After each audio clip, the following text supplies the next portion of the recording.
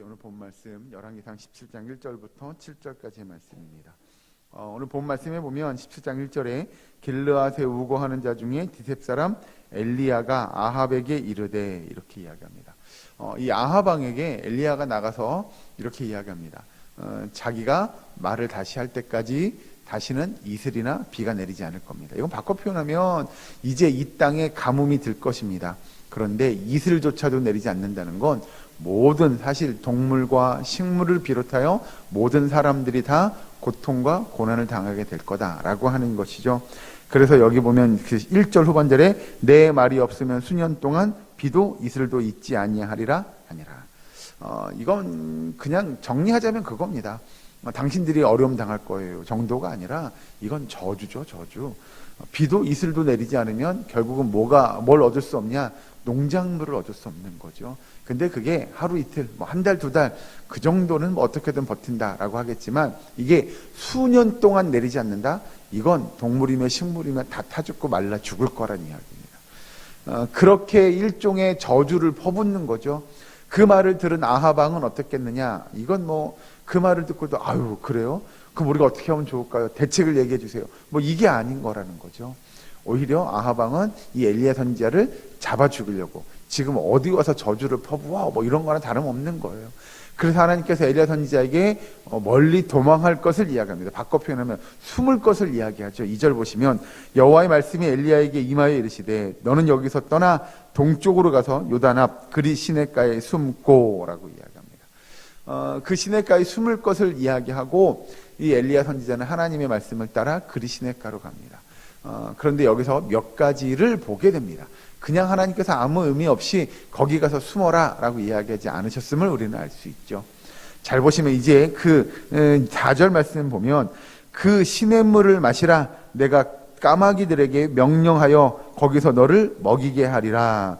그가 여호와의 말씀과 같이 하여 곧 가서 요단 앞 그리 시냇가에 머물매 까마귀들이 아침에도 떡과 고기를 저녁에도 떡과 고기를 가져왔고 그가 시냇물을 마셨으나 하나님께서 명령한 그 말씀대로 엘리야 선지자는 순종하게 됩니다.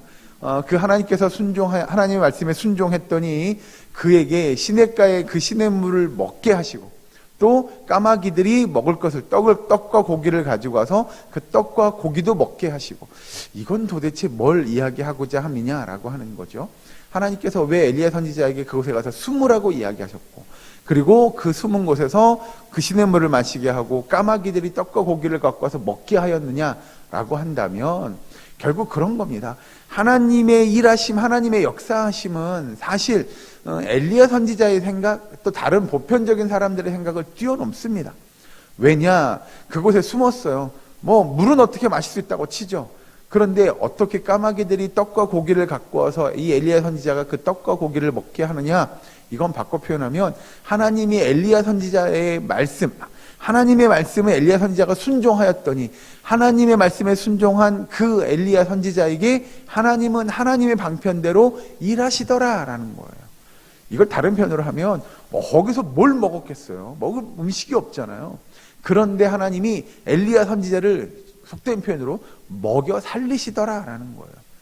이건 바꿔 표현하면 하나님께서 엘리야 선지자의 삶을 책임지시더라라는 거죠. 이게 지금 뭐와 관련되냐? 밑에 7절 가서 보시면 이렇게 합니다.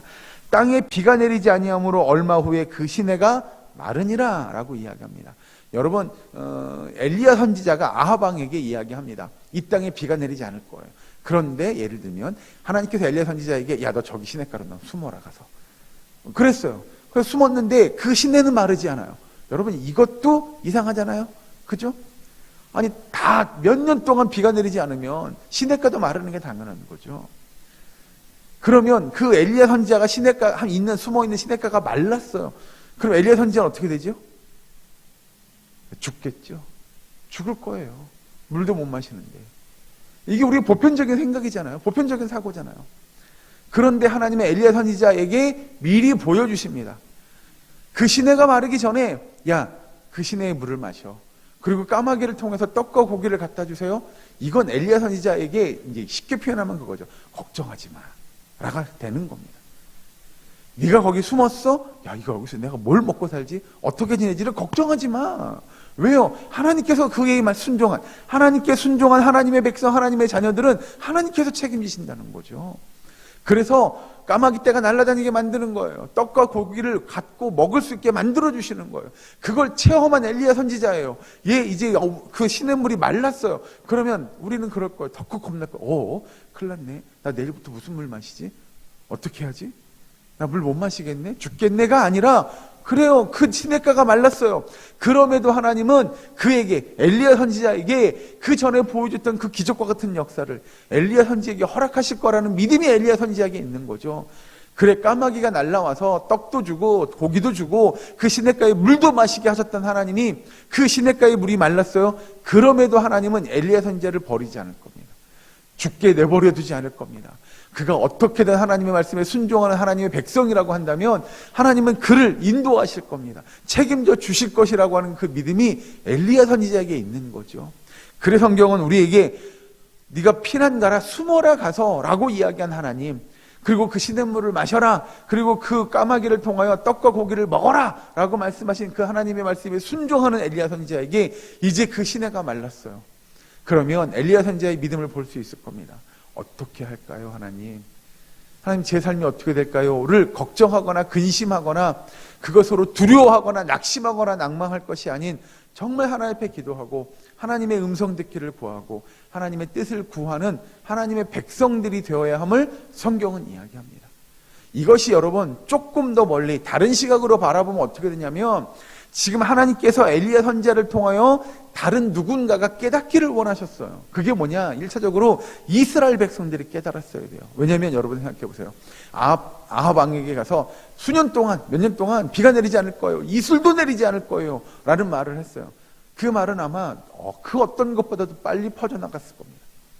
선지자가 왕한테 이렇게 이야기했대 라고 하는 것들이 삽시간에 퍼져나갔을 거예요. 그러면 여러분, 우리가 이스라엘 백성이라고 가정해보죠. 여러분의 마음은 어떠했을까요? 어떤 생각 드시겠습니까?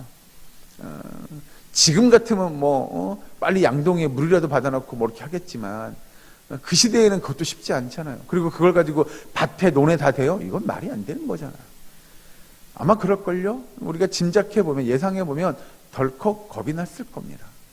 큰일 났다. 우리 이제 뭐 먹고 살지? 어떻게 살지? 수년 동안 비가 안 오면 물은 어떻게? 농작물, 동식물은 둘째치고 우리는 어떻게? 부터 시작을 해서 엄청난 걱정과 고민거리가 한꺼번에 밀려왔을 거예요. 그런데 더 중요한 건 그 이스라엘 민족에게 답이 있어요, 없어요? 예, 그들에겐 답이 없어요. 해결책이 없어요. 그럼 이스라엘 민족에게 하나님께서 비를 내리지 않고 이슬을 내리지 않고 수년 동안 그걸 버티라고 이야기하는 이유는 도대체 뭐냐라는 거죠. 오늘 엘리야 선지에게 이야기하는 하나님의 말씀이 그런 말씀입니다. 걱정하지 말고 근심하지 말고 온전히 누굴 믿어요? 여호와 하나님만 믿을 것을, 여호와 하나님의 말씀에 순종할 것을 이스라엘 백성들에게 보여주기 위함이죠. 여러분, 우리의 삶도 똑같지 않을까요? 우리가 표현하는 대로 오늘 내가 무엇을 입을까? 무엇을 먹을까? 근심하고 걱정하는 거예요. 어떻게 보면 우리는 먹고 사는 문제는 영원한 우리의 고민거리일 것이고요. 근심거리가 될지도 모릅니다. 그러나 성경은 우리가 그렇게 먹고 사는 문제가 우리에게 중요한 문제가 아님을 이야기합니다. 왜요? 하나님이 우리의 삶을 책임져 준다고 하는 그 믿음이 있으면 어떻게든 하나님은 우리의 삶을 이끌어 가실 거라는 거죠.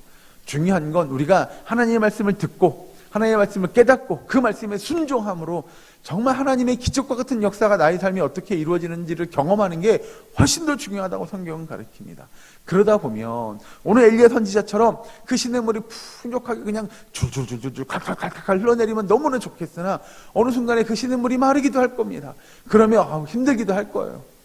고통스럽기도 할 겁니다. 그러나 그것이 끝이 아니고 그것이 우리에게 주는 하나님의 진노의 심판이 아닌 우리를 하나님의 선하신 뜻대로 인도해 가시는 방법임을, 방편임을 깨닫는다면 우리는 끝까지 하나님을 믿고 의지하고 신뢰하는 하나님의 백성이 될 수 있을 겁니다. 여러분, 오늘 하루의 삶 속에서 정말 하나님만을 바라보고 하나님만을 신뢰하고 하나님의 선하신 인도함을 의지할 수 있는 저와 여러분, 우리의 사랑교회의 모든 건속될 수 있기를 주의 이름으로 간절히 축원합니다. 기도하겠습니다. 사랑과 은혜 하나님 감사합니다. 아버지, 우리의 삶을 주님 앞에 내어놓기 원합니다. 주님께 맡기기를 소망합니다. 주님께서 주장하시고 인도하시고 역사하여 주시옵소서. 우리를 통하여 하나님의 뜻이 이루어지게 하시고 온전히 하나님을 신뢰함으로 아버지 우리에게 어떠한 힘든 순간이 다가오더라도 낙심하거나 좌절하거나 포기하지 않게 하시고 온전히 주님만을 믿는 믿음 안에서 우리의 삶을 이뤄갈 수 있도록 주님 도와 주시옵소서. 아버지 이 시간도 나와 기도합니다. 간구합니다. 아파하고 힘들어하는 하루들 저들을 위해서 기도할 때 주께서 위로하시고 역사하시고 저들의 아픈 것들을 고쳐 주시옵소서. 저 병마가 떠나갈 수 있도록 주님 물리쳐 주시옵소서. 우리에게 힘과 능력 주시고 온전히 오늘 하루의 삶 속에서 주님과 동행하는 믿음의 복된 삶 되기를 간절히 바라옵고 나오며 예수님의 이름으로 기도하옵나이다. 아멘.